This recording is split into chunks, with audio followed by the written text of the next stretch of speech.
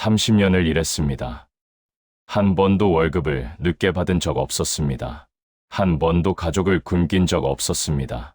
그렇게 모은 돈이 5억 4천만 원이었습니다. 다시 현재. 하지만 지금 그 돈은 존재하지 않습니다. 시멘트 바닥과 유리창으로 변했습니다.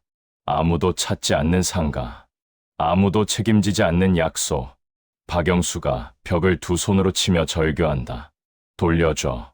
내 인생. 돌려줘. 이것은 한 노인의 이야기가 아닙니다. 지금 이 순간에도 당신의 노후를 노리는 정교한 설계가 작동하고 있습니다. 당신의 노후를 노리는 지옥의 설계. 지금부터 그 전말이 공개됩니다. 아침 햇살이 비치는 작은 아파트 거실. 박영수가 휴대폰으로 주식 앱을 들여다본다. 화면에 빨간 숫자들. 마이너스 2.3%, 마이너스 1.8%, 마이너스 0.5%. 박영수 씨, 62세. 2년 전 자동차 부품 회사에서 명예퇴직했습니다. 퇴직금과 작은 보상금을 합쳐 손에 쥔 돈은 3억 2천만 원이었습니다. 박영수가 한숨을 쉬며 휴대폰을 내려놓는다. 탁자 위 통장 정리 노트. 빼곡한 숫자들. 여기에 30년간 살았던 아파트가 있었습니다. 시세로는 3억 원 정도. 빚은 없었습니다. 자식들에게 물려줄 만한 재산이라고 생각했습니다. 박영수가 계산기를 두드린다. 노트에 적힌 숫자 월 생활비 250만 원, 연금 수령액 월 80만 원, 부족액 월 170만 원. 하지만 계산은 냉정했습니다. 국민연금으로 받을 수 있는 돈은 월 80만 원. 두 사람이 살기엔 턱없이 부족했습니다. 박영수의 표정이 굳어진다. 노트에 연필로 동그라미를 그린다. 15년이면 받아. 이 돈으로는 못 버텨. 77살이면 끝이야. 그 뒤엔 창밖을 바라보는 박영수. 아래 놀이터에서 노는 손주 또래 아이들. 박영수 씨가 가장 두려워한 것은 가난이 아니었습니다. 내가 짐이 되기 전에 스스로 끝내야 해. 자식에게 짐이 되는 것. 그것이 진짜 공포였습니다. 오후, 동네 국밥집, 40년 지기. 같은 공장에서 일했던 동료였습니다. 김철수가 국밥을 떠먹으며 말한다. 자네 아직도 그 짓거리만 한 은행 이자 받고 있나? 요새 은행 금리가 뭐대? 연 3%, 세금 떼면 2%대지. 그래도 안전하잖아. 원금은 보장되고. 안전. 물가 오르는 속도가 연 4%인데 자네 그거 가만히 앉아서 돈 까먹는 거야. 매년 마이너스 수익이라고. 박영수가 수저를 내려놓는다. 표정이 불안해진다. 안전하다고 믿었던 선택이 오히려 손해라는 말. 박영수 씨의 마음이 흔들리기 시작했습니다. 나 말이야. 작년에 힐스테이트 리조트 상가에 투자했어. 자네도 아는 대기업 건설사 프로젝트지. 상가는 위험하지 않아? 아니야. 이건 일반 상가가 아니라 수익형 부동산이야. 회사에서 임차인을 보장해주고 매달 확정 수익을 넣어줘. 나는 지금 월 200만 원씩 받고 있어. 박영수의 눈빛이 변한다. 월 200만 원. 박영수 씨가 필요로 했던 정확한 금액이었습니다. 정부주도 개발이고 대기업 보증이야. 원금도 보장되고 나중에 팔 때는 시세 차익도 생겨. 일석이조지. 자네도 한번 알아봐. 다음 달에 2차 분양 시작한대. 박영수가 고개를 끄덕인다. 김철수가 명함을 건넨다. 친구의 말은 거짓이 아니었습니다. 실제로 김철수 씨는 매달 돈을 받고 있었습니다. 하지만 박영수 씨가 몰랐던 것이 있었습니다. 김철수 씨는 바람잡이였습니다. 한 명을 소개할 때마다 300만 원의 수당을 받고 있었습니다. 친구를 팔아 벌어들인 돈이었습니다. 집으로 돌아온 박영수. 컴퓨터 앞에 앉아 검색한다. 수익형 부동산, 확정 수익, 안전한 노후 투자. 그날 밤, 박영수 씨는 잠을 이룰 수 없었습니다. 머릿속에는 한 가지 생각만 맴돌았습니다. 혹시 나만 뒤처지는 건 아닐까? 검색 결과 화면들이 빠르게 지나간다. 연 10% 확정 수익, 정부 보증, 대기업 시행, 화려한 광고들, 행복한 노년 부부 사진들. 이것이 바로 사기꾼들이 가장 좋아하는 무기였습니다.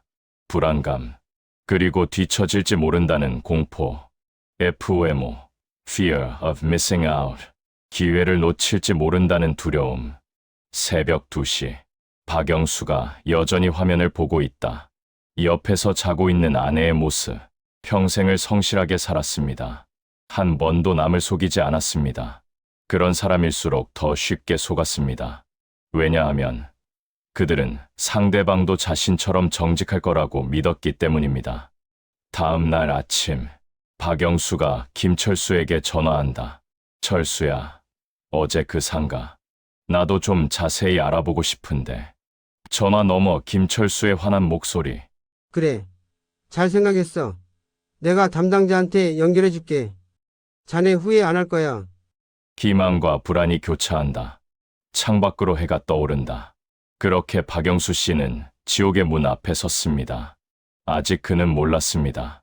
이 문을 열면 30년의 땀이 단 3개월 만에 증발한다는 것을.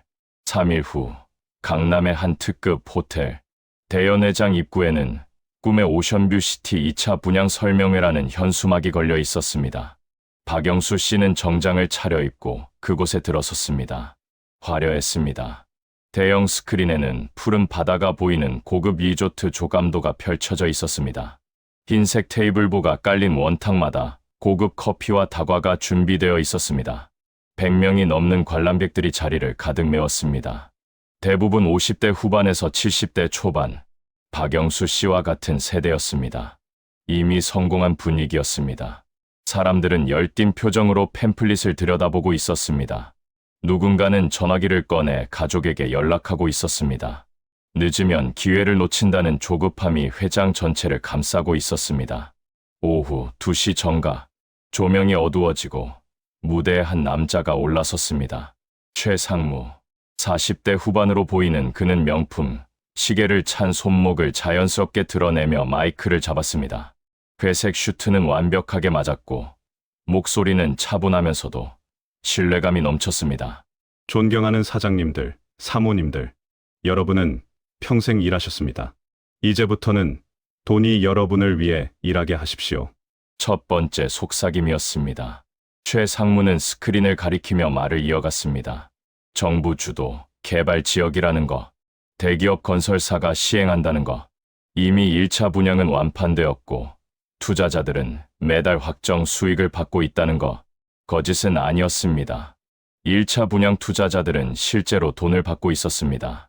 하지만 그들이 받는 돈은 수익이 아니었습니다. 2차 분양자들이 낼 돈으로 1차 분양자들에게 지급되는 구조, 전형적인 폰지 사기였습니다. 하지만 그 자리에 있던 누구도 그 사실을 알지 못했습니다. 설명회가 끝나고 개인 상담 시간이 시작되었습니다. 박영수 씨는 최상무와 마주 앉았습니다. 최상무는 박영수 씨의 명함을 받아들고 환하게 웃었습니다. 박 사장님, 30년 근속이시네요. 대단하십니다. 요즘 같은 세상에 한 직장 30년은 정말 쉽지 않은 일입니다. 칭찬이었습니다. 박영수 씨의 어깨가 조금 펴졌습니다. 최상무는 계속 말을 이어갔습니다. 그런데 사장님, 노후 준비는 어떻게 하고 계십니까? 국민연금만으로는 부족하시죠? 월 80만 원? 요새 물가에 턱도 없습니다. 정확했습니다. 박영수 씨가 가장 불안해하던 부분을 찔렀습니다. 최상무는 태블릿을 꺼내 화면을 보여주었습니다. 이 상가 10평짜리 한 구저만 하십시오. 계약금 1억, 중도금 2억, 잔금 3억, 총 6억입니다. 그러면 매달 300만 원씩 확정 수익이 들어옵니다. 연금처럼 자동으로 통장에 꽂힙니다. 두 번째 속삭임이었습니다. 월 300만 원. 박영수 씨가 계산기를 두드리며 필요하다고 생각했던 정확한 금액이었습니다. 5년 후에는 시세가 9억까지 오릅니다. 팔지 않아도 되고, 팔면 차익 3억입니다. 원금은 100% 보장입니다. 보장. 그 단어가 박영수 씨의 귀에 꽂혔습니다. 하지만 의심이 들었습니다. 너무 조건이 좋은 거 아닙니까? 최상무는 웃었습니다. 그리고 휴대폰을 꺼내 기사 몇 개를 보여주었습니다. 정부 발표 자료처럼 보이는 문서, 대기업 로고가 박힌 보도자료, 1차 투자자들의 만족 후기, 모두 가짜였지만 완벽하게 만들어져 있었습니다. 걱정 마십시오. 제 명함이 곧 보증서입니다. 저는 이 일을 15년째 하고 있고 제가 담당한 고객님 중 단 한 분도 손해본 적 없습니다. 신뢰였습니다. 최 상무의 눈빛은 흔들림이 없었습니다. 그는 명함 뒷면에 휴대폰 번호를 직접 적어주었습니다. 제가 박 사장님 노후를 책임지겠습니다. 세 번째 속삭임이었습니다. 책임. 그 말이 박영수 씨의 마지막 의심을 무너뜨렸습니다. 그때 최 상무가 시계를 보며 말했습니다. 그런데 박 사장님, 죄송하지만 딱 30분 뒤에 오늘 물량이 마감됩니다. 지금 이 순간에도 5분마다 한 건씩 계약이 들어오고 있습니다. 압박이었습니다. 생각할 시간을 주지 않는 것. 사기꾼들의 가장 강력한 무기였습니다. 박영수 씨는 떨리는 손으로 계약서를 받아들었습니다. A사 용지 20장. 빼곡한 글씨. 중요한 내용은 8페이지 하단의 작은 글씨로 적혀 있었습니다. 본 계약의 확정 수익은 시장 상황에 따라 변동될 수 있으며 회사는 이에 대한 법적 책임을 지지 않습니다.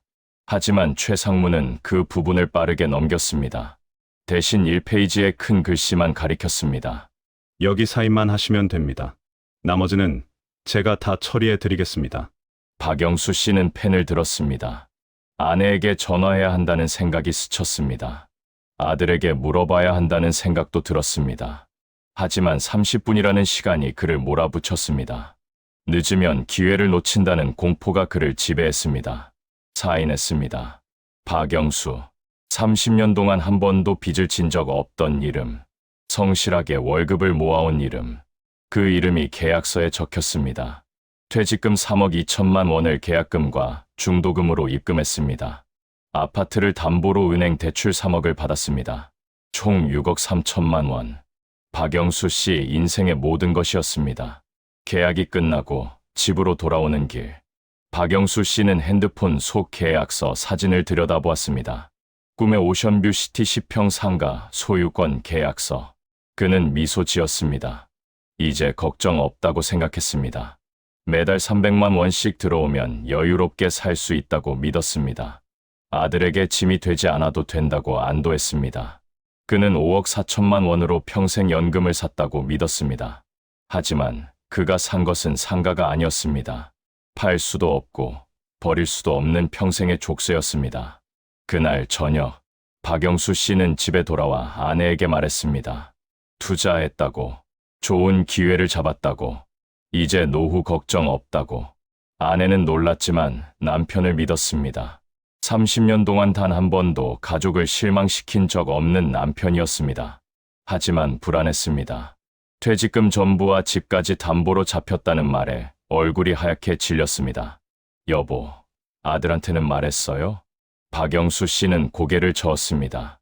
말하면 반대할 것이 뻔했기 때문입니다. 다음 날, 아들 민규가 계약서를 보았습니다. 30대 중반, 중견기업 회계팀 과장이었습니다. 숫자를 보는 눈이 있었습니다. 계약서 1페이지를 보는 순간 얼굴이 굳었습니다. 8페이지까지 읽고 나서는 손이 떨렸습니다. 아빠, 이거 사기예요. 박영수 씨는 웃었습니다. 사기, 대기업이 하는 사업인데? 민규는 계약서를 내밀었습니다. 여기 보세요.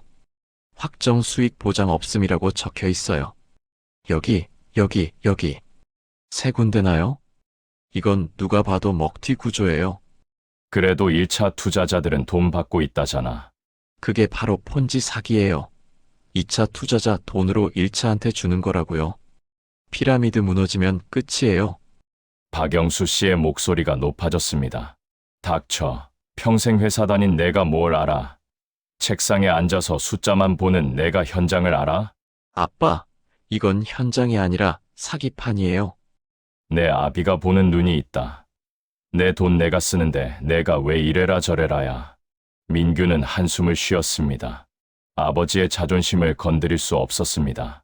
하지만 포기할 수도 없었습니다. 아빠, 계약 해지하세요. 지금이라도 늦지 않았어요. 위약금 물더라도 전부 날리는 것보단 나아요. 해지, 왜 해지를 해? 다음 달부터 300만 원씩 들어온다고. 그 말이 마지막이었습니다. 민규는 더 이상 말하지 않았습니다. 아버지가 깨닫기를 기다릴 수밖에 없었습니다. 한 달이 지났습니다. 약속된 날, 박영수 씨는 아침부터 핸드폰을 들여다보았습니다. 통장 알림을 기다렸습니다. 오전 10시, 알림이 오지 않았습니다. 오후 2시, 여전히 아무 소식이 없었습니다. 오후 5시, 박영수 씨는 최 상무에게 전화를 걸었습니다. 고객님이 거신 전화는 없는 번호입니다. 다시 걸었습니다.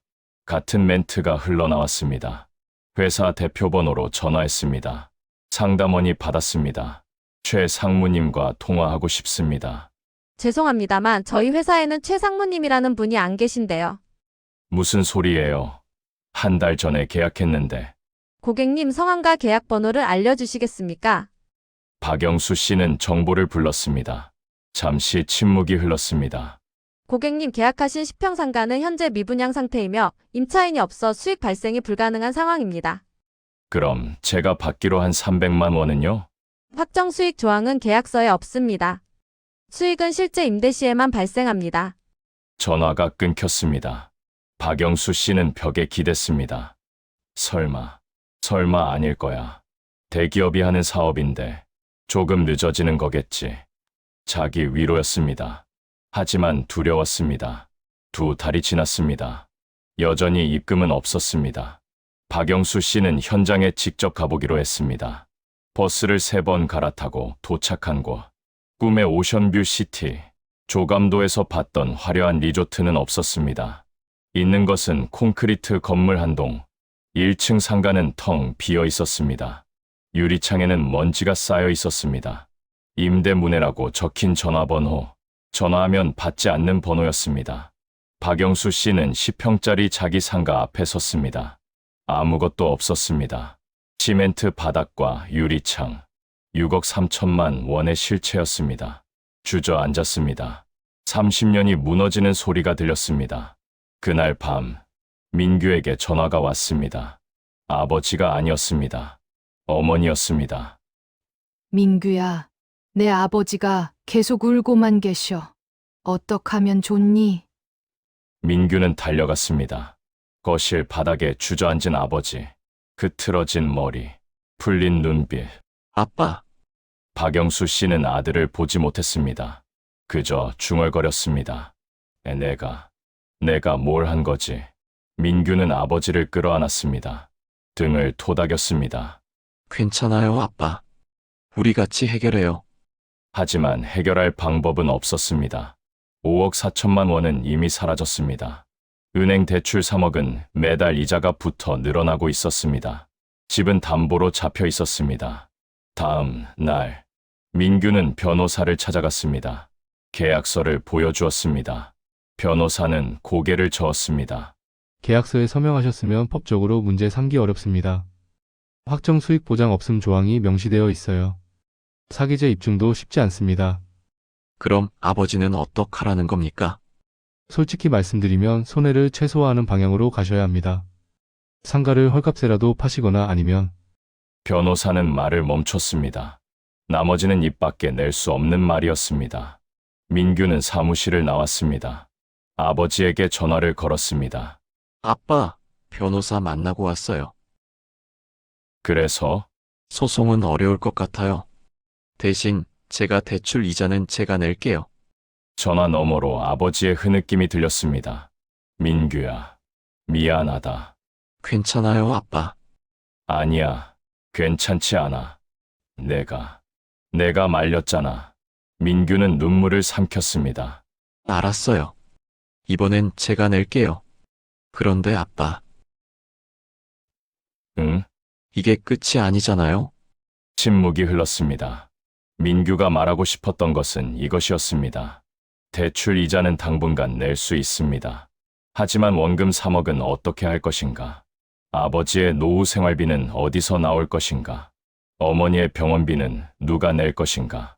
끝이 아니었습니다. 오히려 시작이었습니다. 지옥의 시작. 박영수 씨는 전화를 끊었습니다. 창밖을 바라보았습니다. 해가 지고 있었습니다. 30년을 일했습니다. 한 번도 빚을 진 적 없었습니다. 한 번도 가족을 실망시킨 적 없었습니다. 그런데 이제 남은 것은 무엇인가? 텅 빈 통장, 늘어나는 이자, 아들에게 손 벌리는 자신의 모습, 그가 가장 두려워하던 일이 현실이 되었습니다. 3개월이 지났습니다. 박영수 씨의 우편함에 한 통의 등기가 도착했습니다. 꿈의 오션뷰 시티 준공 완료 안내. 그는 봉투를 뜯었습니다. 손이 떨렸습니다. 설렘이 아니었습니다. 두려움이었습니다. 안내문에는 이렇게 적혀 있었습니다. 축하드립니다. 귀하의 자산이 완공되었습니다. 상가 열쇠를 수령하러 오십시오. 자산. 그 단어가 비웃는 것 같았습니다. 다음 날 아침, 박영수 씨는 버스에 올랐습니다. 혼자였습니다. 아내에게도 아들에게도 말하지 않았습니다. 혼자 가서 혼자 확인하고 싶었습니다. 버스는 한참을 달렸습니다. 도심을 벗어나 해안도로로 접어들었습니다. 차창 밖으로 바다가 보였습니다. 팸플릿에서 봤던 그 푸른 바다였습니다. 하지만 그뿐이었습니다. 버스에서 내려 걸었습니다. 10분을 더 걸어 도착한 곳. 꿈의 오션뷰 시티. 화려한 조감도는 어디에도 없었습니다. 있는 것은 회색 콘크리트 건물 한 동뿐이었습니다. 5층짜리 건물. 1층 전체가 상가였습니다. 텅 비어 있었습니다. 유리창마다 먼지가 쌓여 있었습니다. 임대문에 스티커가 붙어 있었지만 전화번호는 지워져 있었습니다. 주차장에는 차 한 대 없었습니다. 바닷바람만 휘몰아치고 있었습니다. 박영수 씨는 천천히 걸었습니다. 계약서를 꺼내 확인했습니다. 황금 1층 코너, 10평, 2호, 1호를 찾았습니다. 건물 뒤편이었습니다. 햇빛이 들지 않는 좁은 골목, 바로 앞은 쓰레기 수거함이었습니다. 유리문은 먼지로 뿌옇게 흐려져 있었습니다. 안을 들여다보았습니다. 시멘트 바닥, 전등도 없는 빈 공간, 10평, 6억 3천만 원의 실체였습니다. 주저앉았습니다. 다리에 힘이 풀렸습니다. 이것이 황금 코너라고, 이것이 확정 수익을 낼 자산이라고, 이것이 노후를 보장할 연금이라고. 웃음이 나왔습니다. 슬픈 웃음이었습니다. 길 건너 부동산 중개소가 보였습니다. 박영수 씨는 비틀거리며 걸어 들어갔습니다. 저기, 이 상가 좀 팔고 싶은데요. 중개인은 고개를 들었습니다. 50대 중반으로 보이는 남자였습니다. 박영수 씨가 계약서를 내밀자 그는 한눈에 알아봤습니다. 아, 거기 사셨어요? 네, 그런데 급하게 팔아야 해서요. 중개인은 한숨을 쉬었습니다. 아이고. 사장님, 저거 마피아 물건이에요. 마피아 물건이요? 그 건물 손대는 사람 아무도 없어요. 유동인구가 하루에 공사인부 5명이에요. 5명. 누가 거기서 장사를 해요? 박영수 씨의 얼굴이 하얗게 질렸습니다. 그럼 얼마에 팔 수 있나요? 중개인은 계산기를 두드렸습니다. 솔직히 말씀드릴게요. 6억에 사셨으면 지금 2억도 안 받아요. 그것도 운 좋으면요. 근데 사실 살 사람도 없어요. 2억이요? 네. 억대 손해보고도 못 팔아요. 그냥 놔두세요. 안 팔려요, 이건. 중개인은 냉담했습니다. 동정도 없었습니다. 그저 사실을 말했을 뿐이었습니다. 박영수 씨는 중개소를 나왔습니다. 다시 상가 앞으로 돌아왔습니다. 유리문에 기대어 섰습니다. 6억 3천만 원이 2억도 안 된다고. 그것도 팔리지 않는다고. 계산이 머릿속을 스쳤습니다. 퇴직금 3억 2천만 원은 이미 날아갔습니다. 은행 대출 3억은 그대로 남아 있습니다. 매달 이자 120만 원이 나갑니다. 상가 관리비 30만 원이 추가됩니다. 월 150만 원. 국민연금 80만 원으로는 이자도 못 냅니다. 집으로 돌아오는 버스 안. 박영수 씨는 창밖을 보지 못했습니다. 고개를 숙였습니다. 눈물이 났습니다. 평생 일하지 않아도 살 수 있는 연금을 원했습니다. 하지만 이제 남은 것은 일하지 않으면 죽는 빚이었습니다. 집에 도착했습니다. 현관문을 열었습니다. 아내가 식탁에 앉아 있었습니다. 앞에는 고지서가 쌓여 있었습니다. 은행 대출 이자 고지서, 상가 관리비 고지서, 아파트 관리비 고지서, 건강보험료 고지서. 아내는 박영수 씨를 보지 않았습니다. 그저 고지서를 들여다보고 있었습니다. 다녀왔어요. 대답이 없었습니다. 상가. 가봤어요. 여전히 침묵이었습니다. 박영수 씨는 소파에 앉았습니다. 고개를 떨구었습니다. 미안해요. 아내가 고개를 들었습니다. 화를 내지 않았습니다. 소리를 지르지도 않았습니다. 그저 조용히 물었습니다. 우리가 30년 동안 뭘 위해 살았던 걸까요? 그 말이 박영수 씨의 가슴을 찔렀습니다. 화보다 무서운 것이 체념이었습니다. 집까지 날리게 생겼네요. 아내의 목소리는 떨리지 않았습니다. 담담했습니다. 포기한 사람의 목소리였습니다. 그날 밤, 박영수 씨는 잠들 수 없었습니다. 천장을 바라보았습니다. 숫자가 떠올랐습니다. 월 150만 원, 연 1,800만 원, 10년이면 1억 8천만 원. 그는 62세였습니다. 평균 수명까지 살면 20년이 남았습니다. 3억 6천만 원. 대출 원금 3억을 합치면 6억 6천만 원. 손에 남은 돈은 없었습니다. 팔 수 없는 상가만 있었습니다. 그리고 늘어나는 빚만 있었습니다. 다음 날, 아들 민규가 찾아왔습니다. 손에 종이 몇 장을 들고 있었습니다. 아빠, 제가 부동산 중개업소 10군데 다 돌아봤어요. 박영수 씨가 고개를 들었습니다. 팔 수 있어? 민규는 고개를 저었습니다. 안 돼요. 다들 손사래를 쳐요. 한 분은 이렇게 말했어요. 왜 이런 걸 샀냐고. 민규의 목소리가 떨렸습니다. 아빠, 미안해요. 이건 못 팔아요. 우리가 사기당한 게 맞아요. 박영수 씨는 아들을 보았습니다. 민규의 눈도 빨갛게 충혈되어 있었습니다. 아들도 울었다는 것을 알 수 있었습니다. 민규야, 네, 아빠. 내가 내 말을 들을 걸 그랬다. 민규는 아무 말도 하지 못했습니다. 그저 고개를 숙였습니다. 그 주 주말, 박영수 씨는 다시 상가를 찾았습니다. 이번에는 혼자가 아니었습니다. 같은 건물에 투자한 다른 사람들과 함께였습니다. 총 15명, 모두 60대였습니다. 모두 같은 표정을 하고 있었습니다. 절망. 그들은 회사를 찾아갔습니다. 하지만 사무실은 텅 비어 있었습니다. 이전했습니다라는 스티커만 붙어 있었습니다. 경찰에 신고했습니다. 하지만 돌아온 답변은 냉정했습니다. 계약서에 서명하셨으면 민사 문제입니다. 사기죄 입증이 어렵습니다. 변호사를 찾아갔습니다. 변호사도 고개를 저었습니다. 소송을 하셔도 이기기 어렵습니다. 확정 수익 보장 없음 조항이 계약서에 명시되어 있습니다. 막혔습니다. 모든 길이 막혔습니다. 박영수 씨는 집으로 돌아왔습니다. 현관문 앞에 서서 한참을 망설였습니다. 문을 열 용기가 나지 않았습니다. 그때 핸드폰이 울렸습니다. 은행이었습니다. 고객님, 이번 달 대출 이자가 연체되셨습니다. 빠른 시일 내에 입금 부탁드립니다. 박영수 씨는 통장을 확인했습니다. 잔액 12만 원, 이자는 120만 원이었습니다. 손이 떨렸습니다. 아들에게 전화를 걸었습니다. 여보세요? 민규야. 나야. 네, 아빠. 저기, 미안한데, 이번 달만, 딱 이번 달만, 말이 끊겼습니다. 목이 메었습니다. 150만 원만 빌려줄 수 있을까? 전화 너머로 민규의 한숨이 들렸습니다. 알았어요, 아빠. 미안하다. 괜찮아요. 제가 보낼게요. 전화를 끊었습니다. 박영수 씨는 주저앉았습니다. 평생 자부심이었습니다.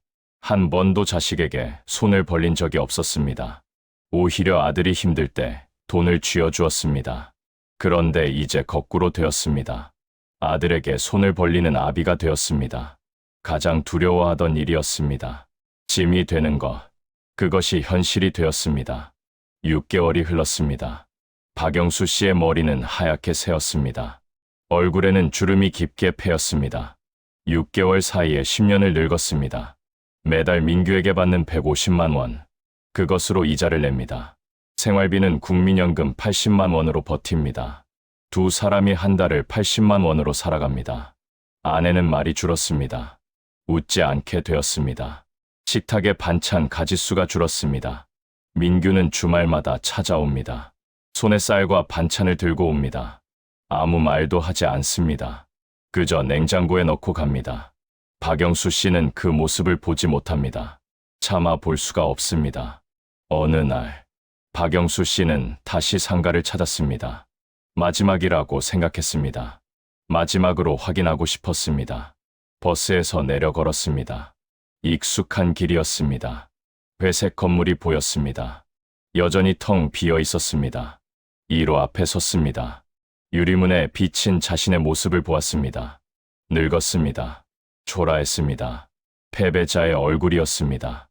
주저앉았습니다. 유리문에 기대어 앉았습니다. 바닥은 차갑습니다. 바람이 불어왔습니다. 나는 성실했습니다. 혼잣말이었습니다. 30년을 일했습니다. 한 번도 빠지지 않았습니다. 한 번도 늦지 않았습니다. 월급을 모았습니다. 빚을 지지 않았습니다. 목소리가 떨렸습니다. 그런데 왜 이렇게 된 걸까요? 대답은 없었습니다. 바람만 불었습니다. 나는 그저 자식에게 짐이 되고 싶지 않았을 뿐입니다. 조용히 살고 싶었을 뿐입니다. 그게 그렇게 큰 욕심이었나요? 눈물이 흘렀습니다. 나는 성실함을 믿었습니다. 하지만 이제 아무도 내 성실함을 기억해주지 않습니다. 벽을 쳤습니다. 유리창이 울렸습니다. 내가 산 건 노후가 아니었습니다. 가족에게 진 빚이었습니다. 평생 짊어져야 할 족쇄였습니다. 일어섰습니다. 천천히 걸어 나왔습니다. 마지막으로 뒤를 돌아보았습니다. 회색 건물, 텅 빈 상가, 6억 3천만 원의 무덤. 안녕히 내 인생. 그렇게 중얼거리고 돌아섰습니다. 집으로 가는 버스 안, 핸드폰이 울렸습니다. 은행이었습니다. 고객님, 대출 원금 상환 기한이 다가옵니다. 상환 계획을 세워주시기 바랍니다. 3억 원. 어디서 구할 것인가? 어떻게 갚을 것인가? 버스 창밖으로 바다가 보였습니다. 푸른 바다. 아름다웠습니다. 하지만 박영수 씨에게 그 바다는 더 이상 아름답지 않았습니다. 그저 자신을 집어삼킨 괴물일 뿐이었습니다. 박영수 씨의 이야기는 여기서 끝나지 않습니다. 그는 지금도 살아갑니다. 매달 아들에게 손을 벌리며 팔리지 않는 상가를 안고 갚을 수 없는 빚을 지며 이것이 끝이 아니기 때문입니다. 이것은 시작입니다. 지옥의 시작. 당신을 사장님이라고 부르는 사람을 조심하십시오. 평생 일했다며 칭찬하는 사람을 의심하십시오. 마지막 기회라며 재촉하는 사람을 경계하십시오. 확정 수익을 약속하는 사람은 100% 사기꾼입니다. 화면이 다시 밝아집니다. 박영수 씨가 홀로 앉아있는 모습, 텅 빈 상가 복도, 내레이션이 흐릅니다. 성실함은 방패가 되지 못합니다. 신뢰는 무기가 되지 못합니다. 당신을 지키는 것은 단 두 가지입니다. 가족의 경고, 그리고 냉철한 의심, 사기 예방 체크리스트, 투자 결정 전 반드시 가족과 상의하십시오. 계약서는 변호사나 전문가에게 검토 받으십시오. 등기부등본을 직접 확인하십시오. 현장을 최소 3번 이상 방문하십시오. 인근 부동산의 시세를 문의하십시오. 확정 수익이라는 말에 속지 마십시오.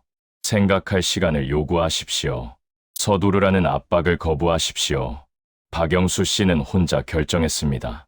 아내에게도 아들에게도 말하지 않았습니다. 30분 안에 결정하라는 압박에 못 이겨 서명했습니다. 만약 그가 단 하루만 더 생각했다면, 만약 그가 아들과 함께 계약서를 읽었다면, 만약 그가 현장을 미리 방문했다면, 결과는 달라졌을 것입니다. 화면이 다시 어두워집니다. 마지막 자막이 떠오릅니다. 당신의 노후를 지키는 힘은 가족의 경고와 냉철한 의심뿐입니다. 이 영상이 유익하셨다면 구독과 좋아요 한 번씩만 부탁드립니다. 모든 분들께 행복이 가득하시길 바랍니다.